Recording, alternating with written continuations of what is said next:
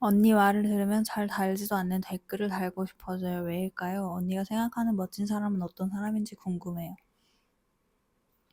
제가 이 댓글을 읽고 제가 생각하는 멋진 사람이 누가 있었지 생각을 하다가 제가 봤던 그 영화 캐릭터 중에서 그 넷플릭스 시리즈 중에서 베타콜 사울이라는 시리즈가 있어요. 그게 브레이킹 배드의 약간 후속작이라고 해야 되나? 그 브레이킹 배드에 나오는 변호사 캐릭터를 중심으로 만들어지는 이야기거든요. 근데 거기에 이제 그 변호사 캐릭터의 애인으로 나오는 킴이라는 캐릭터가 있어요. 제가 그 킴이라는 캐릭터를 되게 좋아했고 멋있다고 생각했는데 그 이유가 뭐냐면은 제가 떠오르는 그 장면 하나는 그 킴이 좀 직장에서 좀 부당한 대우를 받는 장면이 나와요.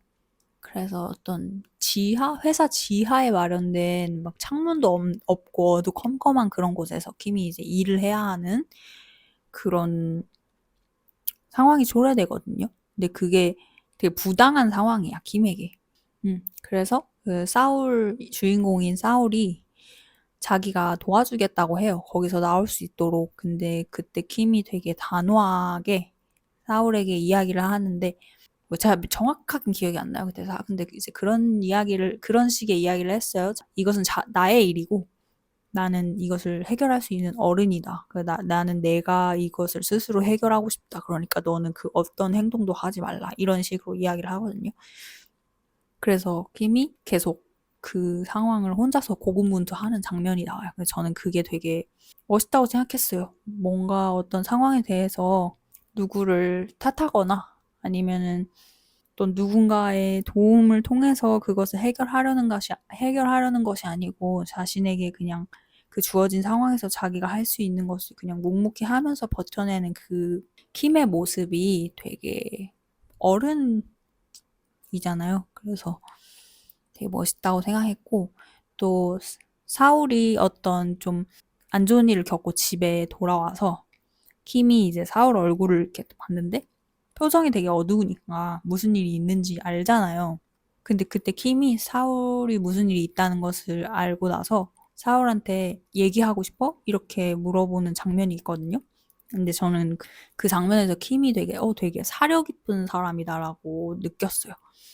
우리가 되게 가까운 사람의 얼굴 표정이나 이런 것을 보면 알잖아요. 그 사람이 무슨 일이 있는지를. 그러면 보통 우리는 뭐 무슨 일이 있었는지 어떤 내 궁금증, 너에게 무슨 일이 일어났는지 내 궁금증부터 해소하려고 하죠.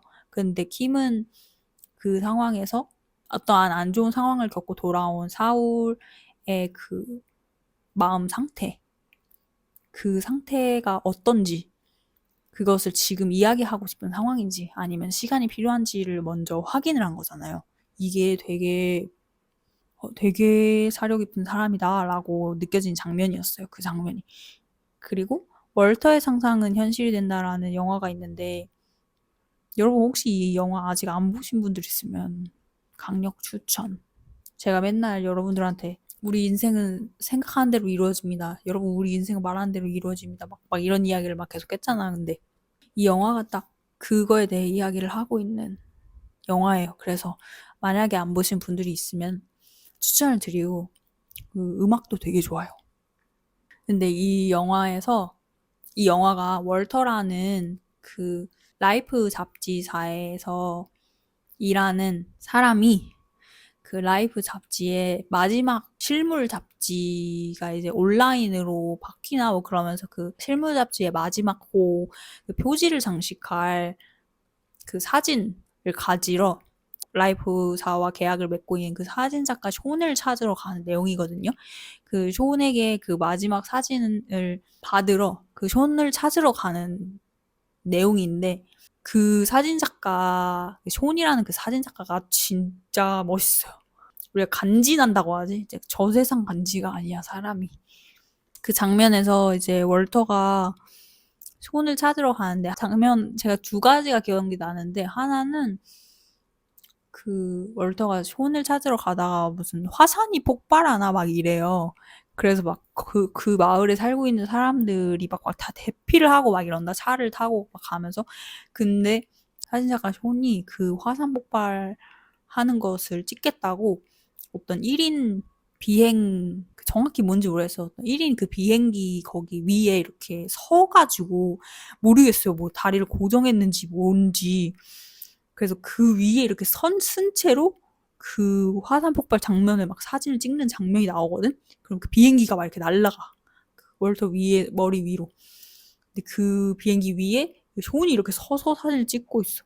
그게 약간, 와, 미쳤다. 약간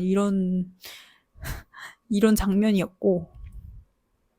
그리고 하나는 월터가 숀을 찾으러 갔을 때 숀이 이제 카메라 장비랑 이런 거를 이제 전부 이렇게 이미 다 세팅을 해놓은 상태에서 이렇게 앉아 있어요. 그래서 뭐 백호랑이였나 뭔가 약간 좀 그 희귀 동물을 촬영하기 위해서 기다리고 있었던 거야. 그 동물이 나오기까지. 월터가 그 옆에 이렇게 앉아. 그래서 숀이 월터한테 이렇게 일로 와보라고 해. 그래서 카메라 보라고. 렌즈 보라고. 그래서 월터가 이렇게 해서 이렇게 카메라 이렇게 눈을 갖다 댄다? 근데 카메라 눈을 갖다 대니까 그 백호랑이가 보여. 이미 그 프레임 안에 잡혀 있어. 셔터만 누르면 바로 사진이 찍히는 거야. 근데 숀이 사진을 안 찍고 있는 거야. 그래서 월터가 물어봐요. 왜 사진을 안 찍냐고. 그랬더니 숀이 이런 이야기를 해요. 아름다운 것을 보면 난 카메라로 방해하고 싶지 않아. 그저 그 순간 속에 머물고 싶지. 이런 이야기를 해요. 미친놈. 개멋있죠. 이런 미친놈, 미친 캐릭터예요. 쇼는 약간 정말 좀 미쳐있는 어떠한 자기만의 어떠한 예술적 철학, 삶의 철학이 있고 그 철학대로 살아가는 사람이에요. 근데 킴도 그렇죠. 어떠한 철학이 있죠.